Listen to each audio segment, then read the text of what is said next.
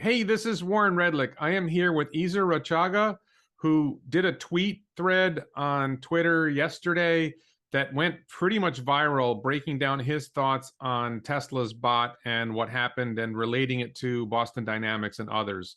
So I wanted to dive into his tweet thread. It's over here on my, I don't know which side of this is. I think that's my right side. Yeah. So Ezer, just for starters, I think you told me you live in Malaysia. You've been in the US before and you work in IT. Have I got that about right? I studied in the US back in the 90s. After I graduated, I worked for Motorola for a year. But I was back in Malaysia and I started on my own tech company Okay. And then. Yeah. how did you get interested in Tesla? What triggered that interest?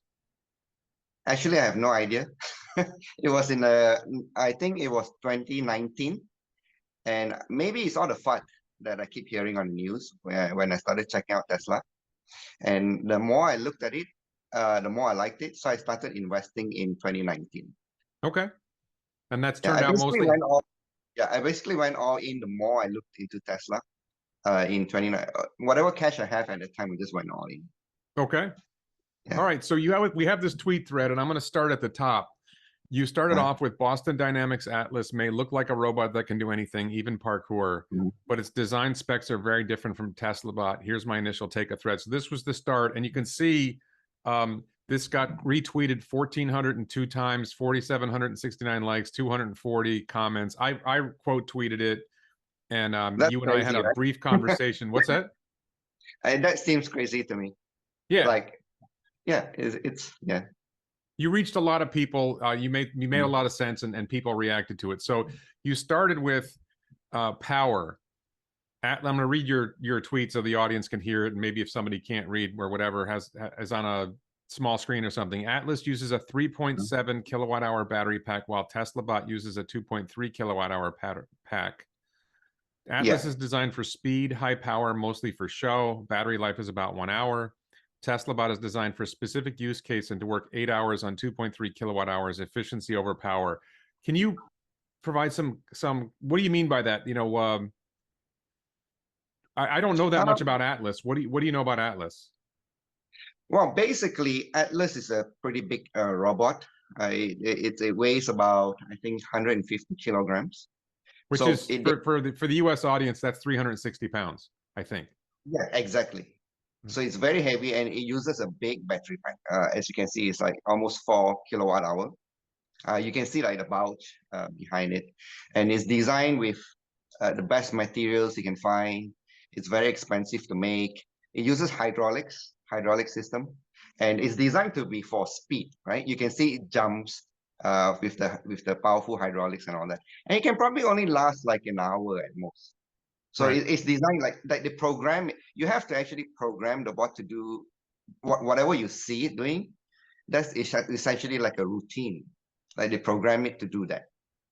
Okay, but it's designed for speed, high power, and mostly for show. I think the key point here is it's not designed to be useful. No, it's not. In fact, as an IT guy myself, in software, you can either write a software code to say, okay, do this. And then after that, do that, right? But whereas the Tesla bot that we saw on AI Day is not designed to do anything specific yet. They basically put the FSD computer into the robot that they built. The first one, they call it Bumble C. I'm not sure if you got the joke. From Bumble B, it becomes C. Yeah, and then the second one they designed, which is everything is built by Tesla themselves. Including the finger joints, you know, and they put the FSD computer into it, and they're going to train it using the exact same method that they did with the cars. So they're just going to put it in the wild and let it start to figure things out by itself. That's why when they pushed it out, you see that it's not doing anything much at this point. It's like a baby, right? So that's the difference between the Boston Dynamics. Boston Dynamics is kind of like, you know, those line robots that put things together in a factory. You have to actually program it to do specific things, right? Every time you want to do something different, you have to reprogram it to do something different. Whereas the way I looked at Optimus subprime is, they're designed from the get-go to be to be using neural nets, right? So essentially, they have to use vision to train it, and they have to give it instructions or give it a task to do, and it has to figure out how to do the task well. And for example, like walking, right? Yeah, they show in a video. Initially, it doesn't even know how to balance.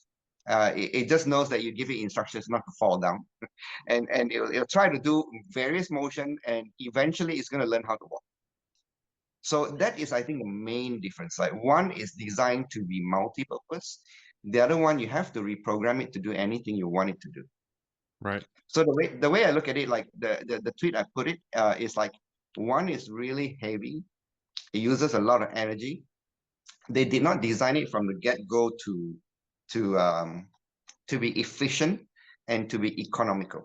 I mean, you can't sell that bot. It's going to cost a lot of money, right? And even when someone buys it, it's like a big toy. It can only do a specific things that you bought it for, right? Maybe you just show it to friends and it jumps around, stuff like that. It maybe play tunes to music, and it can hardly. I don't believe it. I haven't seen it able to do things like what we see demoed in FSD. You have FSD, right, Warren? Yes, I have two different vehicles with FSD Beta now. And you can see how it sees things around it. Yes. And I don't think there is like a vision system like that in Boston Dynamics. Far from it. I don't think anyone there even knows how to do that.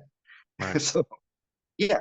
So there are a lot of differences from the get-go. The way I look at it is Optimus is designed as a smart robot, whereas the Boston Dynamics robots, all of them, I've looked at all of them.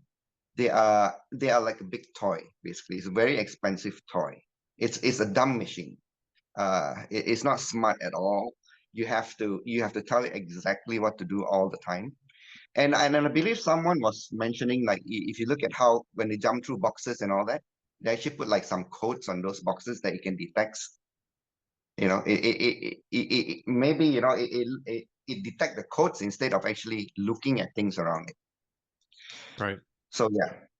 Okay. So in your tweet thread, we move on. We talked about weight, and we already talked about this already, but Atlas is designed to mimic what a human body can do at all cost, big, bulky, extremely heavy at over 150 kilograms, where a Tesla bot needs to be small and efficient, do what needs to be done in the least amount of power, 73 kilograms. Now, my recollection is when they presented the concept of Tesla bot at the previous AI day, they were aiming for 125 pounds, which would be less than 60 kilograms.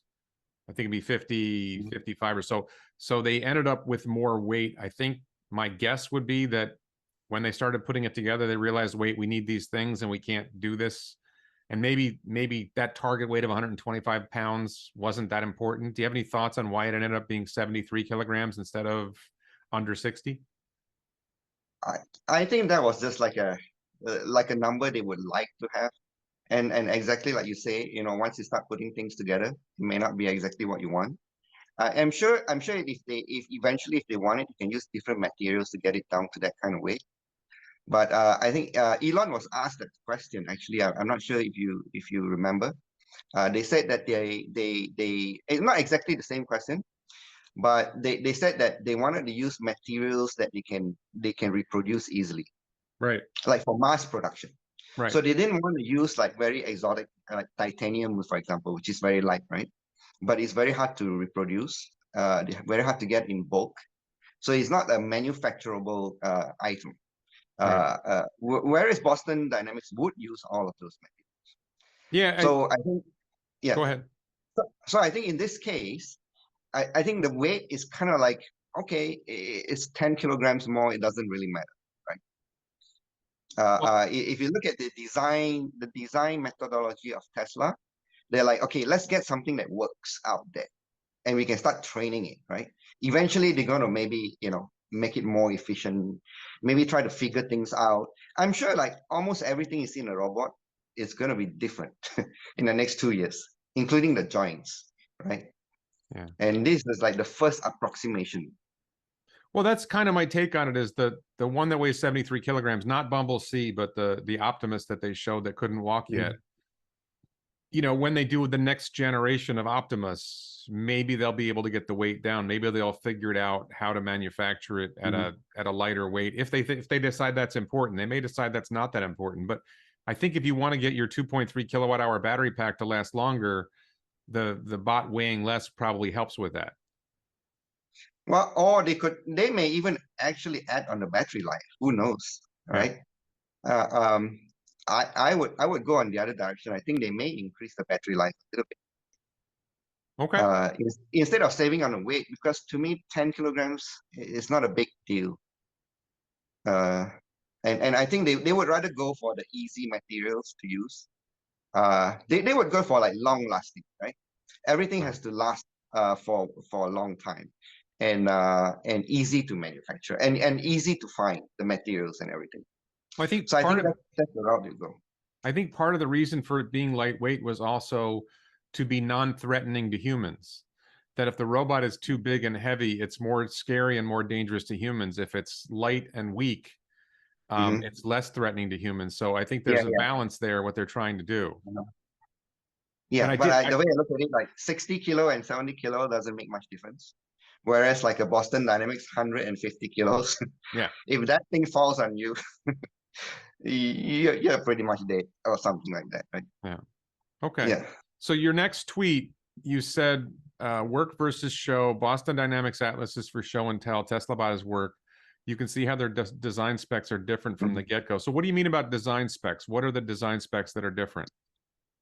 You can see it very clearly that in the demo, they have shown that even when they are designing the motors, the actuators and all of that, they looked at hundreds of thousands, maybe even millions of combinations of motors they can use. But they pick the most efficient ones, right?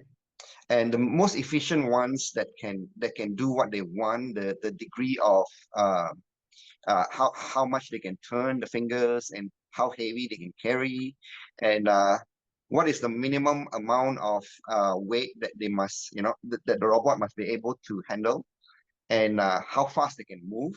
And when they look at all of those variables, they say, okay, which ones are the motors that are the most efficient?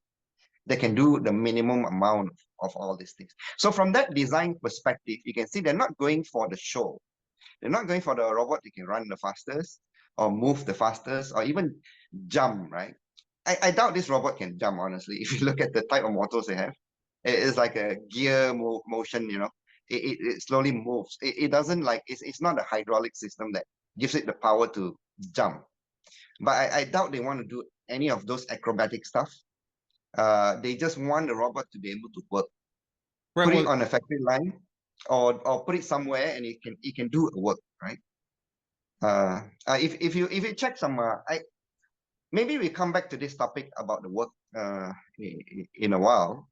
But from the very get-go, you can see what they're trying to do, what they're trying to achieve. Well, and jumping is not something that's probably going to be useful. No, not at all. In fact, I don't see this robot jumping at all, at least this model. Right. Okay. Yeah. So next up, right now, Boston Dynamics are ahead in the mechanics. They have been iterating since 1992. No doubt when it comes to agility, they have the advantage. But the Tesla Bot is built from first principles from the get-go. This will evolve to be superior soon. So Boston Dynamics was not built from first principles.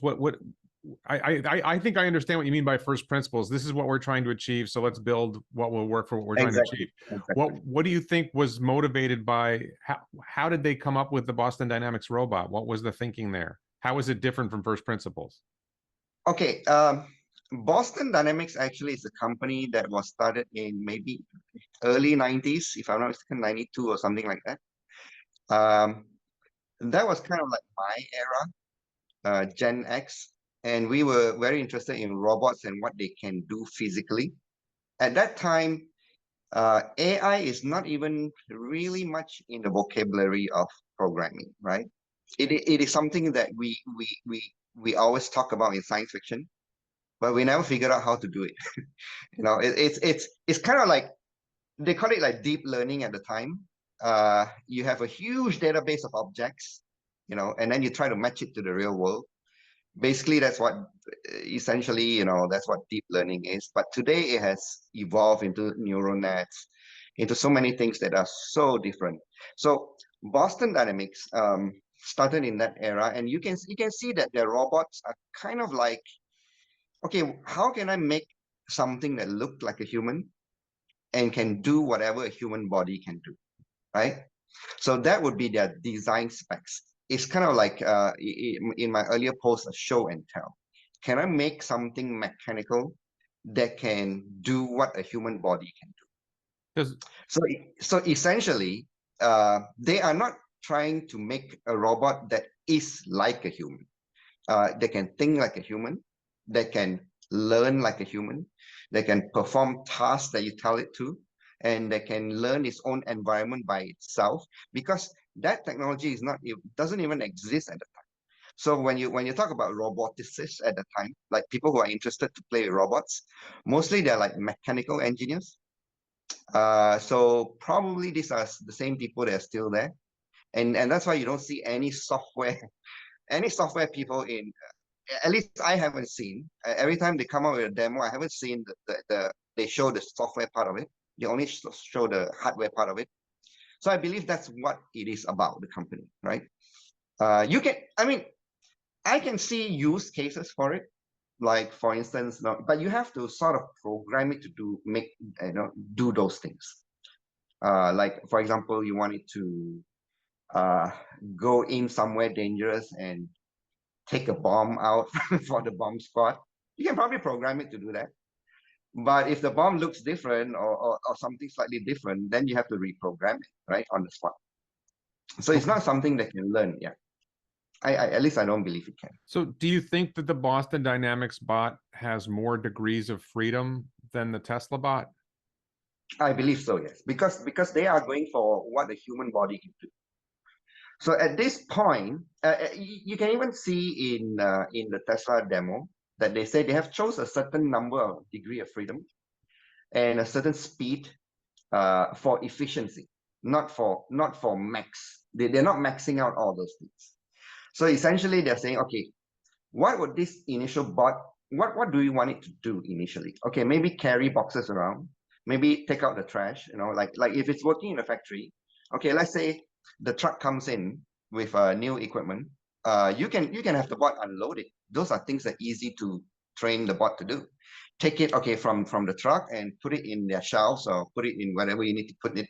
So you don't need all that kind of maximum, I would say, degree of freedoms or movements or things like that. And I don't think, and if anyone who study Elon Musk, you see that the guy doesn't want perfection, right? He doesn't want to start out everything with perfection. In fact, he has said it many times. If you start with perfection, you'll never get anything done. So this is what I mean by the first principles. Like they're creating a robot that can, okay, off the bat, can it do something, right? At whatever materials we have that we think we can, the supply chain that we have, right? And if once we train this model, we maybe the next 2 iteration of the robot, they can already start producing it, right? To start working. So I think that's what I meant by like first principles. Like, Right. let's think. Can you just explain to the people watching what degrees of freedom means and why it matters? In the context of a bot, like what does it mean for a bot to have more degrees of freedom? How many degrees of freedom do we have? How does that make things different? Okay, for instance, let's say you take up a human arm, right? Human hand. We can actually turn 360 degrees inside 1 second. That's our degree of freedom. And you see, you can move like in almost any direction, have the finger in almost any direction. So that is many degrees. Like you can say it's like in a robot, they turn the fingers into like 2 degrees, maybe like up, down, and left, right? And the opposable thumb is also like 2 degrees of freedom. So they have like two joints, like left, right, up, down, which allows you to grab things and move. So and the more degrees of freedom, or what I would call this like dexterity, right? How do you say it? Dexterity, yes. Dexterity, right? So I haven't seen have you? I'm not sure if you've seen. Have you seen these Boston Dynamic robots do things that are that's dexterous Well, with their hands, I other don't than think, jumping? did they even have hands? I thought That's that, my point. Right? I thought Atlas doesn't even have hands. They have hands, but I haven't seen them using fingers to do anything. Right? Have you? No. I haven't. So I don't think they really focus on the dexterity part. They only focus on the agility part. Like, it can run fast, it can dance, it can move, it can do those things. That's why I say I call them like big toys. It's nice to have to show off to your friends. But I don't think it can do much of anything. Or even it can't even evolve to do much. Right. Yeah, and no matter what, like some people say, should Tesla buy Boston Dynamics? Say no, no, because unless it's really cheap, right? Unless it's like $200 million, I just grab all the engineers, the mechanical engineers, right? Those would be worth something to Tesla. But essentially, the mechanical part, I'm sure Tesla can hire people that can do whatever that they need it to do. So, but the software part, I don't see that even the big tech today has what Tesla has in Okay. terms of like the training computers, the like the dojo, and their vision system, how they auto label things, Yeah. all of those things. I don't think anybody has that at this point. Okay. So yeah, that's what's important. Yeah. All right. So let's go to the next tweet here in the thread. You said about brain and AI.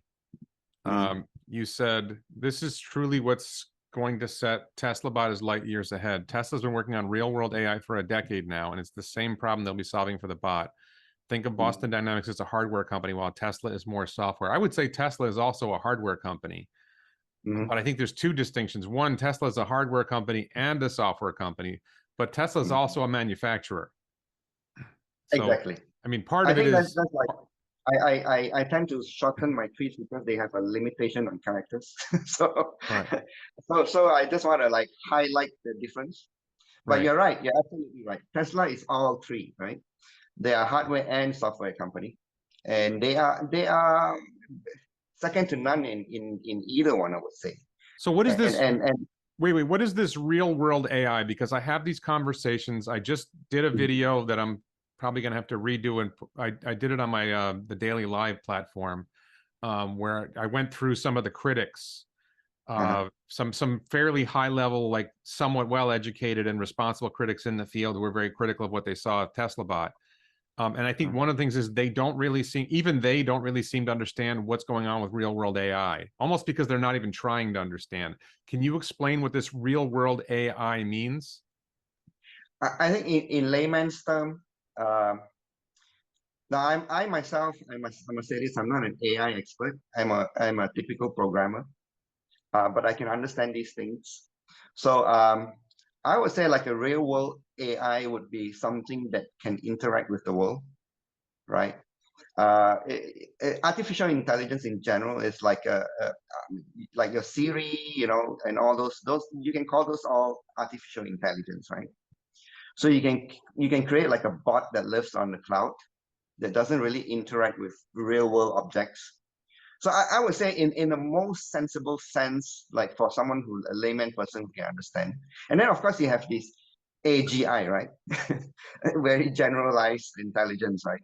So this would be even Teslas don't have something like this today, right? But whatever they're working on, all of these things that they're working on, the vision-based system, the ability to move around, and once you put all of this, eventually they're gonna get to AGI. In fact, many companies are actually working on a lot of things that eventually will get to AGI, which is of course the mother load of that's when Well, you can have let's hold off on AGI for a second. Just on this yeah. real world AI thing, I'm going to say it uh, the way I understand it, and we'll talk about AGI mhm, next. What I see is the cars, and I drive FSD Beta mhm, pretty much every day, and I have a second car that I was driving FSD Beta in before, and I drive occasionally in that car. The real world AI in a Tesla car with FSD Beta is navigating space.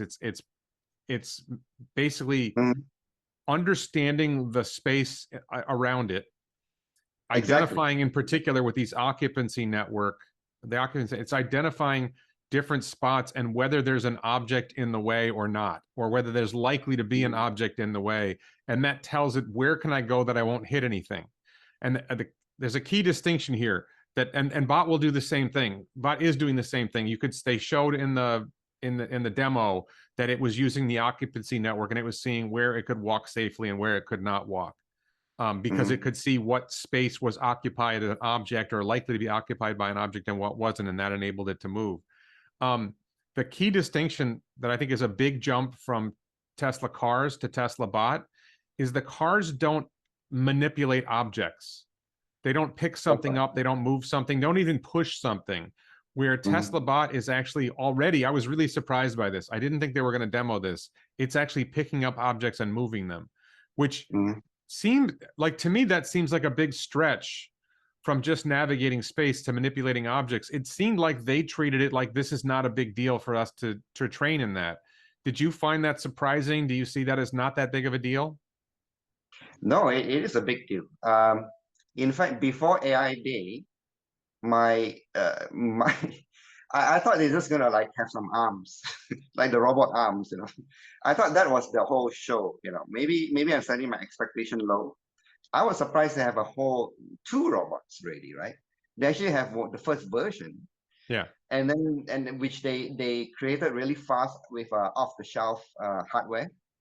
And then they had the time to actually create everything in-house to exactly the kind of specs that they want.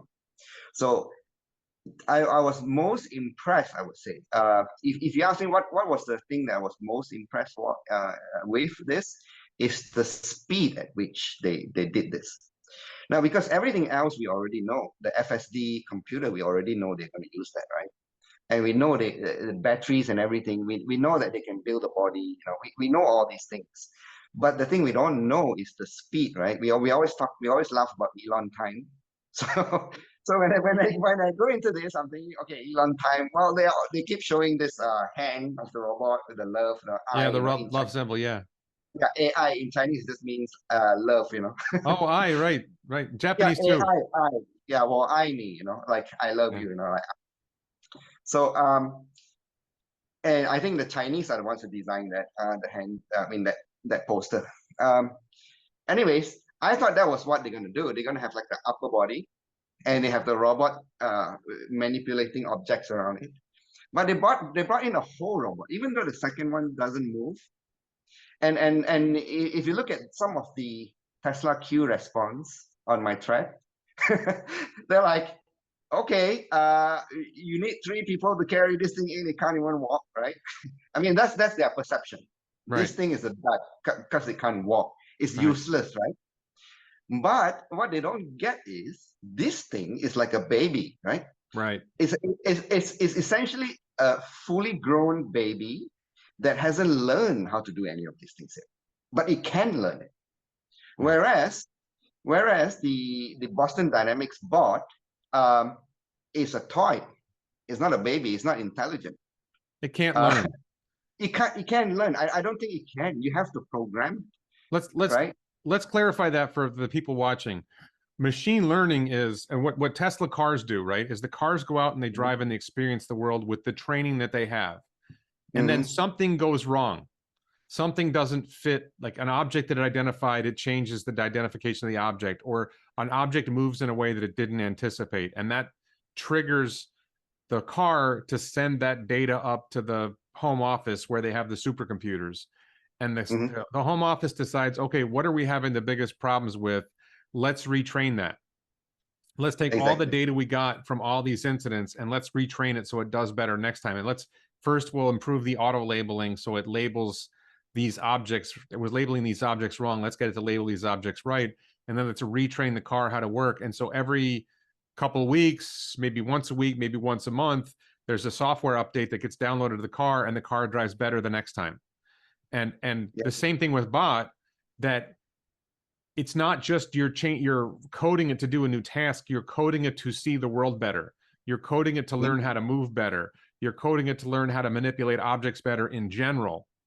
Am I in the ballpark of correct? Yeah, exactly. okay, just take a simple task like walking, right? In the case of like a Boston Dynamics, what they actually have to do is key in all of the mathematical equations. Like, okay, you have 4 limbs and your weight, your upper torso, everything, how much you weigh and how you look like and everything. And so they have all these mathematical formulations. And if you move your feet forward, you got to move your hand this way so that you balance. So all of these are mathematical formulations for it to balance itself. But for the bot, all you tell it like don't fall, right? You give it instruction says falling is not good. We don't like that, right? And so it's gonna use its neural nets, and it's gonna try millions of combinations of things, and it's going to very quickly learn to balance itself, and say, okay, I'm doing this, you're patting me on the back, and I'm going to do this more, right? I mean, the software, that the instruction you give it, okay, you're doing good. If you did something bad, it has this thing that says that's not so good. So it's exactly the same way, like, they train like how to play Go, the game, or how to play chess. Yeah. It's essentially the same way. It's like, okay, your goal is to win the game, right? So they're gonna train themselves like with many iteration on how to win the game. Same thing with the bot. Okay, just don't fall. Just a simple instructions like don't fall. Or say, I need you to pick up the object from one point and store it in another point. And that's it. That's basically the instruction you give it. If you complete that task, it's 100 points, right? You get 100 points. If you don't complete it, maybe you get 98 points or 96 or whatever. And the bot is just going to try to figure it out in many, many ways, right? And eventually it's going to find a way that even a programmer may not have figured it out by themselves. And that's why it can learn and become better than us. Right. Right. So yeah, you brought up artificial general intelligence, and I'm going to try to Mhm. explain that for the people watching. That, I mean, and I disagree. I don't think that we're on the path to artificial general intelligence, and I'll explain why. The idea is that at some point you create an artificial intelligence that is able to sort of perceive the entire world and act in the entire world. And maybe initially it's as smart as a mouse, right? And as the program, as the hardware improves or the intelligence improves, maybe it gets to be as smart as a dog, and then someday it gets to be as smart as a monkey, and then someday it gets to be as smart as a human, and the day after it's as smart as a human, it's smarter than human. So there's artificial general intelligence, and then artificial super intelligence is when it becomes significantly smarter than human. But that general concept is more like, right now we're teaching it to walk and we're teaching it to identify objects, but teaching it to think and imagine and plan like on a larger scale seems like a big leap from where we are now. Can you explain, first of all, did I describe artificial and general intelligence roughly correctly, or how would you explain it differently? And can you explain how you see us going from where we are now to AGI? Well, to be honest, this is not my field, so I think you explained it pretty well. But I would add that maybe the way I look at it is like you don't have to be conscious to be considered artificial general intelligence. The way you explain it, like you're essentially conscious, right? And that's why I don't know what yeah. I don't think we know what conscious is. I don't know if a mouse or a dog is conscious. I think we have that construct in our heads that we think we know what consciousness is, but I'm not sure we I think really do. to me consciousness, like if you know who you are and what makes and how you interact with the world, that's a sort of like a bit of consciousness, and whether you can figure out like things that can happen to you in the future, you know Think ahead. if you, Yes. if you can think ahead and you know who you are, I think a philosopher once, I can't remember who, I think therefore I am, Yeah, right? that's is that I Sartre? can't remember. I So think that's Sartre. yeah, I don't Jean-Paul remember, Sartre. but I think No, it's Pascal. yeah. So I don't think we are anywhere near that kind of complexity for a robot to be conscious in that sense. what I believe is that if you look at our brain and how complex it is, the best way I can put it is like, imagine 7 billion people in the world, each one talking to all 7 billion others. That's approximation of the connections in our brain. And evolution is so efficiently built our brain that I don't even know if we even understand how it works yet, right? Right. We don't. Yeah. So if we don't even understand how all those complexity comes about and how, you know, and believe it or not, we only have like 3,000 genes, right? You know that the genetic makeup of our body essentially is 3,000 subroutines that build the entire human being.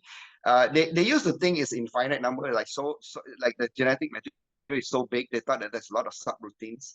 But they figured that there's only 3,000, which means each of the subroutine is used in so many different ways. They're being called each other, you know, they call each other. It's so complex. So I don't think we're anywhere close to building anything. Like people say, oh, I mean, Elon Musk always says we got to worry about a robot taking over the world. I think that's going to be a long, long time. What we should worry is about the bots that live on the internet today, because they could create World War III, for instance. You know, they can. Yeah, he's talking about that. Yeah. So yeah, for instance, like you have a bot on the internet. If you just, instead of telling you to play Go, you tell it, you know, how to create World War III, right? Learn how to, and they might start to imitate some intelligence officer from Russia sending fake email to another, and then your intelligence officer actually intercept those fake emails, and you think it's real. You know, stuff like that they can do. And I think that's more troublesome for the world today than actual humanoid robots, you know, which can't really do much. But the way I look at the AGI is anything, you don't have to be conscious, but anything that can interact in the world almost like a human being, right? Like if you can have a maid at home, which is a robot, can take care of your family or elders, can take care of the baby, can do almost every task that a human can do, can understand the object so careful, so well in our life. I would consider that already, you know, AGI in the first sense. But I suppose in your sense, that would be like the purest form. I think that is just like maybe not even in a lifetime. So You have dexterity versus agility. I think we talked about this already, but yeah.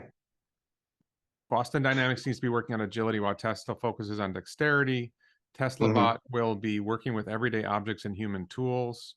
While Boston Dynamic will do acrobatics, Tesla Bot will probably not be able to jump, but will be able to work at a factory line. Let's talk about that, or let's go on to the next tweet, because this is getting to one of my concerns. Mhm. You said, I can see Tesla working on a useful bot for specific factory work that is in a controlled environment within the next 2 years, then slowly work on a more generalized one that isn't in a controlled environment. So from the get-go, Tesla Bot will be making money. So maybe you can respond. I'm actually thinking about doing a video with someone else. I have talked before. I think Tesla should make Tesla Bot available, like in a bot, like I have FSD Beta now for my car. I think there should be a beta program for bot. And I think it's a mistake. Now, I want to be clear. I think the people at Tesla are smarter than I am, and they know what they're doing, and I don't know what I'm doing. But my gut is the way bot learns, the way FSD Beta learns is you have it experience a broad variety of environments, and then you feed back data to the data center, you train on a broad variety of environments. If you limit the environment that Tesla Bot works in, then you limit the learning. Do you think I'm wrong about that? You're not wrong, but the timeline, right? So if you look at the development of FSD, initially what they roll out to everyone is an ADAS system, like assisting driving, like Advanced keeping driver to assistance system. yeah, Advanced driver assistance system, yeah, ADAS, advanced. yes. So basically, everybody who has a Tesla has that, right? You don't even have to pay for it, do you? Or half price, if I'm not mistaken. It's not the full price of FSD. You pay half price for that, correct? I bought mine. Like, I bought my first one from somebody who already had it, so it wasn't okay. really specific. It was priced in, but it wasn't a specific price, and I bought it on my Model X for $10,000. Yeah, if I'm not mistaken, Tesla has like 3 levels. First level is free, There's and then like autopilot, there's enhanced autopilot, and then there's FSD. exactly. And Yeah, enhanced exactly. autopilot is, I don't know, Half price. $6,000. And Yeah, exactly. So this thing of the factory robot as like an enhanced autopilot, right? It is not ready for anyone to take home because it's not going to be useful for you at all, right? it doesn't It need may not. it doesn't need to be useful. Look, honestly, FSD Beta is not really useful. It makes it makes a fair number of mistakes. I mean, some people say they have zero intervention drives. I don't have a lot of zero intervention drives. I drive in an environment that maybe it's not familiar with, and it makes mistakes. And I constantly watch it, and I'm constantly correcting it. Not constantly. I mean, I'll definitely go miles without a correction, right? Several miles without a correction. But then there are specific spots where I know it's going to make mistakes. So I don't know how useful it really is, but I think the point is that it doesn't have to be useful. I want it anyway. I don't need bot to be useful. I want to play with it. I want to take it for a walk on the beach. I want to take it for a walk in the woods. I want to take it for a walk in different environments. I want to have it walk upstairs. Tell me what you think it can do, and I'll expose it to different environments doing that, and then take that data back to the supercomputer and retrain it so it learns all these different environments. I think that's better, a better approach. I think that's coming. I think that's coming in 2 to 3 years. Now, if everything you talk about just now, the bot has to at least do it quite well. Like you say, take it walking with you. But can the bot even do? Yeah, can the bot even do that now? So it can't, right? So this is why I think they need the 2 years to train the most basic function. Like it has to walk very well. It has to be able to do a walk over any objects, walk on rocks, walk on the beach, walk upstairs, downstairs, where if there's a carpet or no carpet, opening doors, Right, but let me address that. It's not going to experience those things inside a factory. No, I'm sure they're going to put it in an environment where they're going to train those things in the factory first, right? But again, the way you conquer those things is with a high volume of data. So if you have a high volume of data and a high variety of contexts, and if you have a limited number of bots that are just inside a factory on a factory floor, then you're not experiencing a wide variety of context, and you're not getting the same volume. All I'm saying is, I'm not saying they should ship bot to me tomorrow, to beta testers tomorrow. I'm saying like a year or two. But you know, when it's good enough to work in a factory environment, then it's good enough to let me take it for a walk somewhere. They might do that, Warren. I think they said no. I think they pretty clearly said no. I'm just saying, I think they should manufacture at some scale, and I think there's easily 10,000 people who will pay $50,000 for a bot. Oh yeah, and it might be more than that. And not that they need the money, but that getting the bot out there and having people take it in different places will expose the bot to get the bot a lot more training than they could do themselves. That's my thinking. But everyone thinks I'm wrong. I'm probably wrong. I don't disagree with you, but I think they have to get the bot to a certain level before they put it out in the wild, because there are all kinds of legal issues that can prop up, right? But it's not that dangerous. A car is going 60 or 70 miles an hour and weighs 3,500 pounds or 5,000 pounds. So if you make a mistake with FSD, you kill someone. If the bot weighs, less than 200 pounds and it's moving less than 5 miles an hour, there's a limit to how much damage it can really. I'm not saying it can't injure someone, but it's not that much. I don't know. I can't argue with you. I mean, I can go either way. So, yeah. But but I think what they want to do is they want to not worry about the next, like all this complexity that comes with that. So I think they want to go step by step. Okay.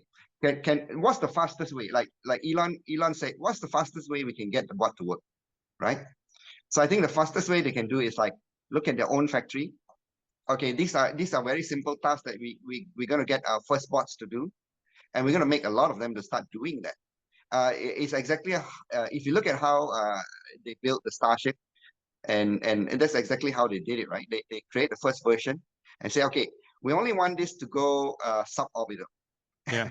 And we don't need the rockets with all the power and everything to get all the way up to Right. So they don't want to go to step 3 before they just finish step 1 or 2. So I think this is what they're trying to do. They're trying to get the bot to do some specific tasks in the factory, and while doing those specific tasks, they're going to expand the task range. Yeah. Like, okay, first we have the bot walking really well in a control environment. Okay, after you walk very well, maybe we can have it pick up things really well, like bend down, pick up things, put it away really well. And once they do that, they can instantly already put it to work, right? they can start putting the and it's an economic value already. How Well, so many employees? here's the other side of that I feel strongly about. And again, we're still talking about this tweet here about it working in a factory. Tesla factories are extremely efficient. I see introducing bot into the factory as like, if I ran the factory, I would like get that thing out of here. We're running efficiently. I don't want that thing, and I don't want that thing getting in the way. Like, I'm not convinced, if the factories are already the most efficient factories in the world, the odds are that bot is going to slow things down rather than speed things up. And maybe eventually it'll get better. But initially, I would think it would be getting in the way of Tesla's success in its factories. Okay, let me give you some examples. At the loading bay, right? You have trucks bringing in raw materials or anything else. They now have humans carry those to where they need to go. Now, you could easily replace those humans with bots, and it will be just as efficient. In fact, maybe even more efficient, because you don't have to deal with human scheduling. You don't have to deal with human getting sick. You don't have to deal with HR issues, people suing you when they get a little bit of damage, So there are a lot of, I've been to several factories. In fact, I worked at Motorola in a factory after I graduated. There are so many tasks that are actually very easy to do, but they still need a human to do it. Okay. And I believe that this is what Elon is talking about. It's not the more complex task that a human needs to do, but it's the very repetitive and easy tasks that the bot can take over instantly. Okay. So I think this is where I think they can start the bot and being economical. When I say they start making money, I meant like opportunity costs. I mean, the bot is not actually making money for them, but if they can have one bot do two guys work, they don't have to pay 2 guys, right? Right. Salary. So this is what I meant by this whole project could be actually cash flow positive for them in the next 2 years, believe it or not. And while Boston Dynamics lose a lot of money every quarter, right? Just like Waymo loses money, billions of dollars, over the how many years they have operated, and Tesla is making money while they while they figure these things out. So this is, I think, the same approach they're doing. Okay, like how can we get this thing to work? How can we make use of it while we train it on the job, right? Okay. So once imagine, like, if the first thing they probably need to do is help it learn objects, like easy objects, and how to walk, and then they figure out, okay, what are the simplest jobs they can do, and start doing that. And once they do that really well, okay, now we need to add another job, to the bot. And okay, now this is where we talk about the dexterity. Like you asked me, is this the finished product, the first bot, or I mean the second bot that they showed? Right. Of course and not. I don't believe this. Yeah, I don't believe. I think as they make use of this bot, every single day they're gonna see which parts is failing, or what we can do better. The fingers are not gripping the way we want it to. Maybe we need to rethink that. The motors are not strong enough. Oh, there's so many things that they're gonna start to iterate, right, throughout this. And this is why the reason why I don't think they want to give it to you, because they can't iterate it. They don't exactly know what they need to do when it's in so many people's homes, and they need to get this basic bot right. And I think, in my very optimistic timeline, I think this is going to take 1 to 2 years. Okay. Yeah, and then 3 to 5 years, you probably get your bot as like a FSD beta kind, not like a fully useful one. Right. Yeah. Okay, let's move on. So you have tweet number 8. Tweet number 8, Tesla will actually benefit from what's come before in robot body design, balance, etc. This includes what Boston Dynamics has done. Copying and improving on these will be easy for Tesla. On the other hand, software is a far more difficult problem for others to solve and copy. So I think what you're saying here is Tesla is familiar with the state of the art in hardware for robots, and they can learn from how others have built robots to make the hardware. And I think that's actually some of the criticism was, oh, what they've done in the hardware isn't that special. Right. Right. It's not that Exactly. special yet. It's not special at all. Well, it's special. If you- It's special in being easier to manufacture at high volume. Exactly. Yeah, exactly. So if you look at the first bot they put out, those are all off the shelf stuff. So this is what I mean by they can learn from others, because there are a lot of things already built out Yeah. there, and there are already all these algorithms on how to balance. They don't have to reinvent the wheel in a lot of things. Right. So with every technology, once something is done, it's the knowledge is out there. So Right. it's like FSD, when they tried to do FSD 10, 12 years ago, it's never been done, right? They have to build the tools for it. They have to start figuring out even how to get it done. And that took a long time. It took 10 years before it's even anywhere, right? Anywhere useful. But to build a body, you can see how far they can actually bring it if they want, right? They can make the bot do Jackie Chan moves if they want, but they don't want to do that. And that's what I meant by the hardware part. The hardware part is probably the easiest part for them at this point. Right. And then the software part is what they need to really work on. And the software part, they actually already have 10 years of work in it. Right, because they're just leveraging the FSD. But your point about software being difficult for others to solve and copy, I think in general, software is easy to copy, but this particular software is hard to copy because it's not just like you take a CD and you rip it to a CD and you port it. It's there's a whole lot more here than just, the software is key to the hardware. The software is key to the chipset. I don't think this is something that would be easily, unless I'm wrong, it will be difficult for someone else to replicate what Tesla has done, because really the software is embodied the machine learning of millions of repetitions or billions of repetitions. And you could get the software, but you couldn't get the data that creates the machine learning, right? I may have to disagree with you there. Okay. Okay, don't even talk about the kind of software they have, which is like something that you need a dojo to process, or hundreds of thousands of GPU to process. You have to build the tools, auto labeling tools and all that. Don't even talk about that. Let's just talk about very simple software, right? Like building an app. That's pretty simple. And you would think that any programmer can do that for you, right? Now, imagine you running a company. Are you a programmer by chance, or do you know much about software? I wrote code when I was younger. Okay, I coded in BASIC. I coded in Pascal. I coded in a software called MATLAB. I learned a little bit of Python. I've coded in HTML, which isn't really coding, but then fairly limited. Maybe you would understand what I'm talking about then. Imagine if you were to hire a bunch of software engineers and you tell them, this is what I want. But because you understand how it works, you can actually tell them what you want. Now, if you bring in Mary Barra and she wants the software team to design something, she doesn't even know where to start. Right. You know what I mean? And she doesn't even know if her engineers are telling her some BS, right? So if an engineer is lazy, say, oh no, this can't be done. Now, I ran a tech company. I have, over the years, have hundreds of engineers. And just as with every profession, 9 out of 10 are useless, right?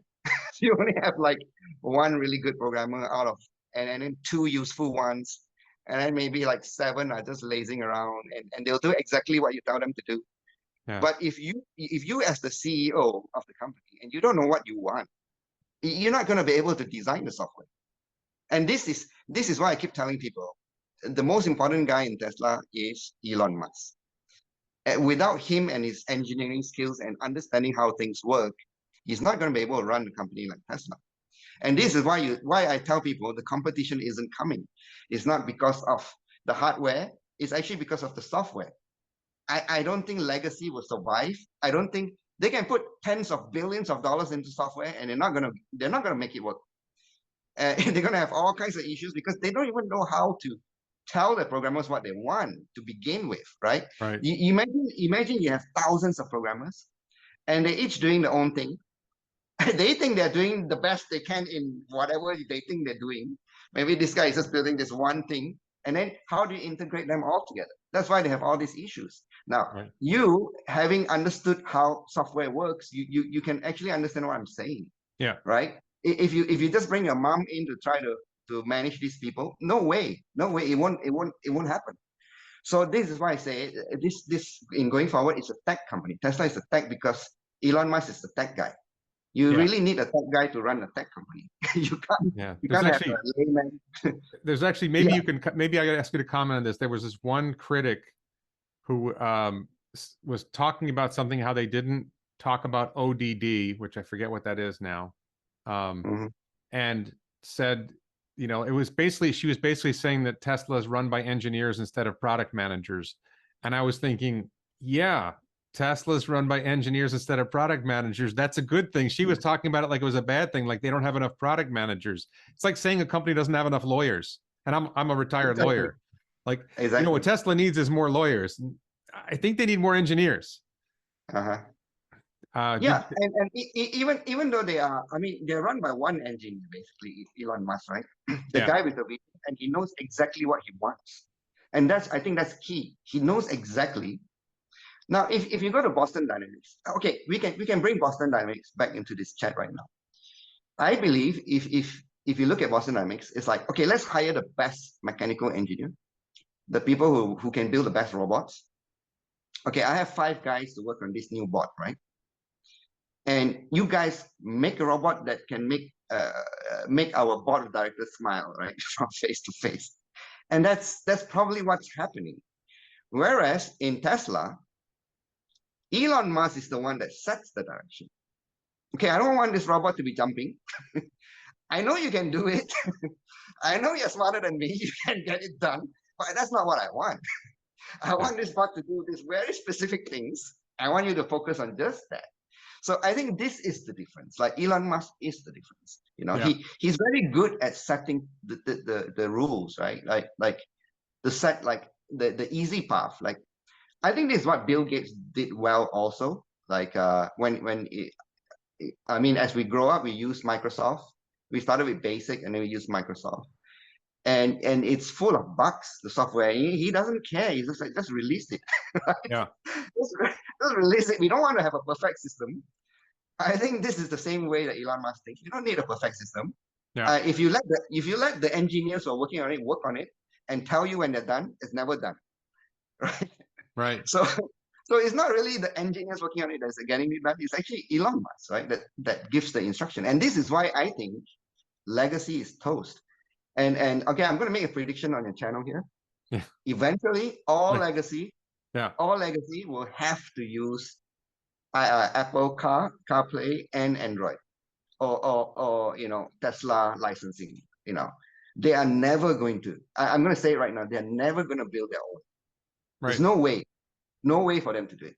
I mean, Right. as a program, I can't see a way for them, unless they hire the Google CEO and say, okay, you take over, you know, this car company and turn it into a tech company. Maybe then you can, right? Even then, I don't even think the Google CEO could do it. Yeah, even then, I think it is too late. It's too late because it takes too much time, right? So I think eventually they got a license from the 3 big techs, or you know, they have to use these things. Well, it's also, I would say, they're too bureaucratic. They have too many different, the way that the companies work, they can't be agile. Like Elon can say, we're eliminating this department. We're breaking. Remember, there was this thing about how we had like the team that works on the suspension, the team that works on the body, the team that works on the drivetrain, and you need everybody to be focused on the whole car. And if you have teams on different parts, then it doesn't necessarily go together. So everybody needs to be thinking about the whole car when they're working on it. So he kind of dissolved that or he at least tried to dissolve that concept of having we're team for this team. You know, there's a module team for the battery pack. No, we just need a battery pack. We don't need a module team. We need a battery pack. We need to focus on the pack itself. All right, let me move on though. Okay. Tesla Bot will be trained to handle everyday objects. These are still very difficult problems to solve. Like, how do you pick up a cat? I think James Dauma talked about picking up a cat, sweeping the floor, fry an egg. These are all new frontiers Tesla work on, not just dancing around. I would say that picking up a cat and frying an egg and dancing or picking up a cat and frying an egg are later. Those are not immediate problems they need to solve. Way later. Yes, exactly. But sweeping the floor might be something you need to do quickly. Yeah, they're not going to solve those right now. Right. That you need a lot more. For that, I think you also need some agility, right? If you're going to pick up a cat and it can run away from you, and it can squiggle away, or and you don't want to hurt it. So there are a lot of different things that comes into play. You need your feedback loop, like the touch sensitive fingers, things like that. So I think that comes in version 3, 4, or 5. From 3 years to 5 years. For the first 2 years, those are not the things. But this is what I meant. Like this is the new frontier that no one has worked on yet. Right. Not even Boston Dynamics. And this is the mechanical part that no one has ever worked on yet. So this is this I say would be just as difficult as the software part. Eventually when you get this part done and the software part done, then I would then consider it more or less like an AGI already. Okay. That's how I would consider. Maybe I'm not technically correct. Maybe you are more technical correct, but I would consider if the robot can do almost everything a human can do, but doesn't have a soul or no consciousness or nothing, I would still consider it an AGI, right? Okay. All right. So here we've got Boston Dynamics is spare no expense. Tesla Bot is start with how to make it as cheap as possible and how manufacturable. As with everything, prototypes are easy. Scale is an order harder. If it's not economical, it fails, period. So yeah, that's the thing. Boston Dynamics has been around for like 30 years and they haven't produced at scale yet. No, they can't, because I tell you why they can't produce at scale. It's not that they can't manufacture it, because they can always ask someone to do the manufacturing, right? Now, the reason they can't do it is because their bots are not useful. You're not going to sell 20,000 of those. Well, even if it was useful, it would be too expensive. Yeah, and who's going to buy it, right? Yeah. I mean, maybe, like you say, maybe 1,000 people would buy it, but that's not scale, right? Yeah. So now that's why Elon says the toughest thing to do is to create a product that someone wants at a profit, right? Right. If you are making a product that someone wants at a loss, that's easy to do, right? Relatively easy. It still might be hard, but relatively easy. That's very easy to do, right? Yeah. And that's basically communism, right? You can just take things from people and give it to someone else, right? And it doesn't last. That system, you can scale it to a certain point and then the whole thing collapses. You go bankrupt, right? So so the most important thing is for Elon, I believe, at the get-go is like, what are the materials we can get easily? And it has to be cheaply, right? And strong enough that is good enough for our tasks. Yeah. And how can we build a robot at a or can we start building a robot and then iterate it in such a way that it becomes cheap enough? Yeah. Right. I think that's again comes back to the first principle. So these are their first principle design specs. Now I'm not saying Boston Dynamics doesn't have their own first principle design specs, and I'm just saying they're different ones, right? Okay. Theirs is like, make me something that would, like everyone's jaw would drop when they look at it, right? Yeah. That's their first principles design specs. Yeah. All right. So Tesla's one is like, okay, we want to make something that would be cheaper than human labor. We want to replace human labor. Yeah. So this, I love this. I think this is sort of your conclusion, although you mentioned May Musk after. You said Wall Street, the mainstream media will probably miss the whole point of Tesla Bot again, as they missed the EV revolution until one day it's again in their rearview mirror. I think it's pretty. I feel like what I felt like I watched AI Day and I had trouble understanding a lot of it, not just bot, but the whole thing. And I think because I've been studying Tesla for at least 3 years and maybe more like 6 years, because I started buying stock in 2016. I feel like, and because I've been making videos about it and talking to people who know more about it, I feel like I've learned a lot. So I understand now what I only learned what an occupancy network really was at AI Day. I'd heard the term, I'd heard them talk about it. I didn't really understand it. I think I finally understand occupancy network, but I've really dived in and I understand the manufacturing advantage. And I feel like a lot of Wall Street and the mainstream media, they just haven't dived deep enough. And they also may have preconceived notions. They've got like biases in their head that they don't realize they have. So it's hard for them to see what they don't want to see. You mentioned the EV revolution. I think SpaceX is the killer, right? Is because December 21, 2015, SpaceX landed the first orbital rocket booster. That was almost 7 years ago, and no one else has even tried to land an orbital rocket booster, right? And before they did that, everybody said, "Oh, they're crazy. That's never going to work. That won't be economical." And all of a sudden now, SpaceX is like 2/3 of payload to orbit now, and clearly the launch leader. And the only reason there's other launch providers is because they're subsidized by their governments, basically. And there's a couple of small startups, and they're in SpaceX's rearview mirror, and SpaceX is like fading off in the distance. They can't even see SpaceX anymore. They're so far ahead, and I think that's what's happening with Tesla. That Tesla's getting so far ahead of everybody else, and they're accelerating while everybody else. People are still struggling to catch up with like the 2018 Model 3. Right? I don't think they've really caught up with the 2018 Model 3 yet. And no, so because they haven't caught up with the software. No, but even on the hardware side, they haven't caught up with the 2018 Model 3. And the software side, it's even worse. No, they're never going to catch up in the software side. That's my whole point earlier, right? They can never get it done. Yeah. Right. But to your point, I've trying to figure out why they can't get it. I don't know if you would agree with me. I think this is the reason that I've distilled it down. It's like a lot of people can only figure things out, like what are the possibilities that they see today. Like they think with analogy, right? Analogical thinking. Reason by analogy instead of first principles. Exactly. So if they look at something and say, okay, no one has done it, therefore, if someone comes along and says they're going to do it, I'm not going to believe him. So I think a lot of people cannot understand the future. Right.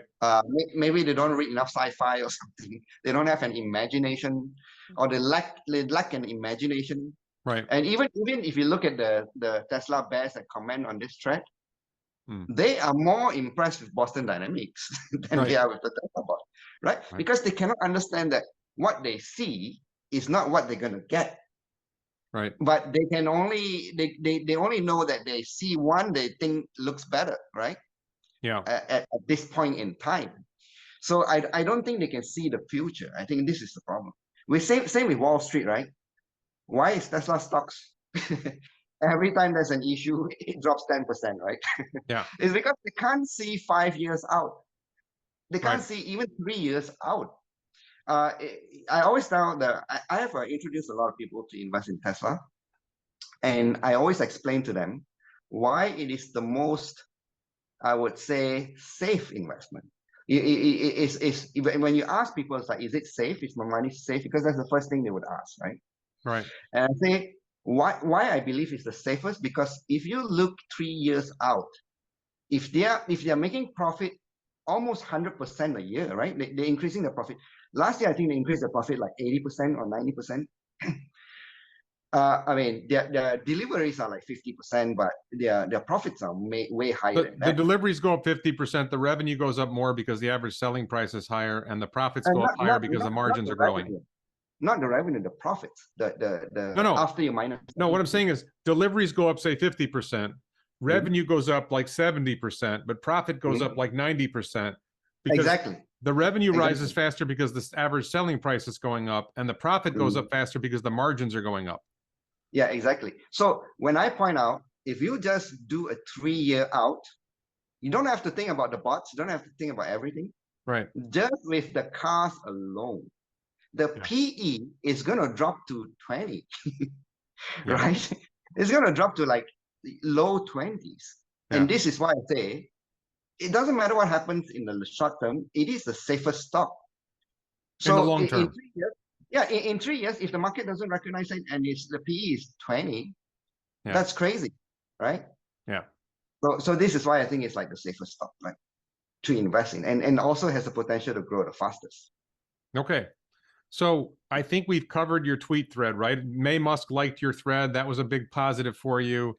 You asked people to retweet it. So when I noticed it, yeah. So I'm just going to ask my audience, if you're on Twitter, please follow Ezer Ratchaga. You can see him here. I'll put a link in the description below as well. Please follow Ezer on Twitter. Ezer, I want to thank you very much for coming on. Is there anything else you want to say before we wrap it up? No, it's been great talking to you, Warren. And you're a pretty good interviewer. You get me to say more things than I was thinking of saying.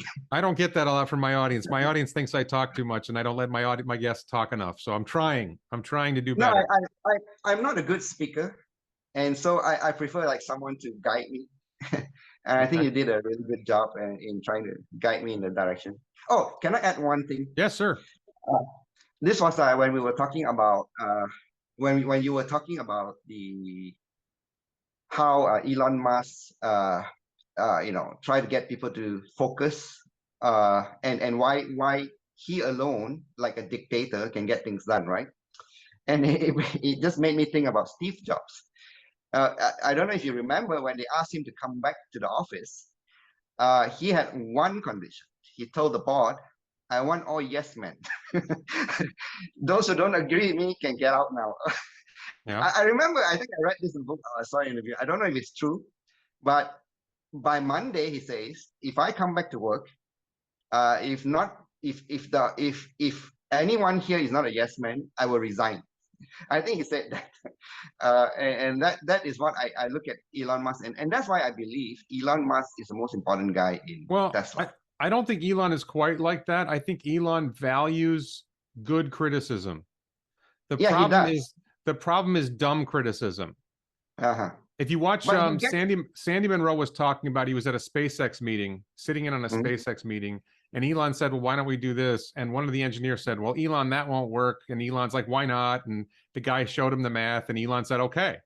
Like, he doesn't want yes men who are going to tell him yes when he's wrong. He knows one of his quips. And by the way, you can get my t-shirts at elonbits.com. I'm wearing the Insanely Gigantic shirt, but the Be Less Wrong shirt is on elonbits.com. We're always wrong. Our goal should be to be less wrong. And even Elon can be wrong, right? And he understands that, but it's not just, I don't think it will work. It's like, show me it won't work. And he values really smart people who aren't afraid to tell him when they think he's wrong, so they can hash it out and figure it out. Yeah. I mean, absolutely. I think Steve Jobs is the same, but the point I was trying to make is that he can make the decision, right? Right. He don't have to go through board, like a lot of these legacy autos. The CEO can make the decisions. Right. So no, it's also, I think the best example of it is when they decided to make Starship stainless steel instead of carbon fiber. Only Elon could make that decision. Exactly.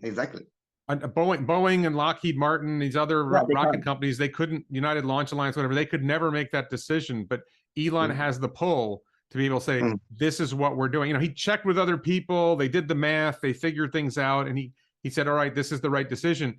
You'd never be able to do that in a bureaucratic company. Exactly. Yeah. So that's the last point I want to bring up. Like, all right, Ezer Ratchaga, thank you so much.